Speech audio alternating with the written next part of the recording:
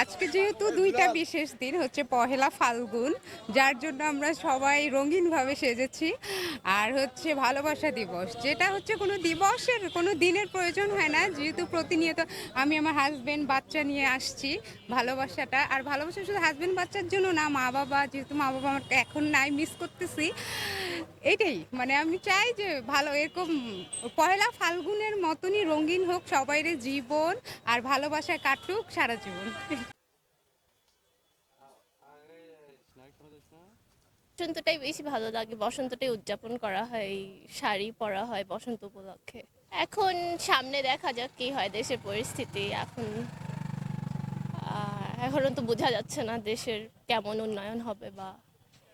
হ্যাঁ, বাবা মাকে তো অনেক, আমি বাইরের দেশে থাকি তো অনেক মিস করি। হ্যাঁ, সেভাবে কখনো বলা হয় না, হয়তো অনেক সময় খারাপ ব্যবহার করা হয়, পরে খারাপ লাগে কিন্তু সেটার জন্য সরি সেইভাবে বলা হয় না তো। কিন্তু ভালোবাসাটা আসলে অনেক বেশি তাদের প্রতি। ভালোবাসা মানে শুধু একটি দিনের উদযাপন নয়, বরং এটি সারা জীবনের জন্য বিশ্বাস, যত্ন আর অনুভূতির নাম।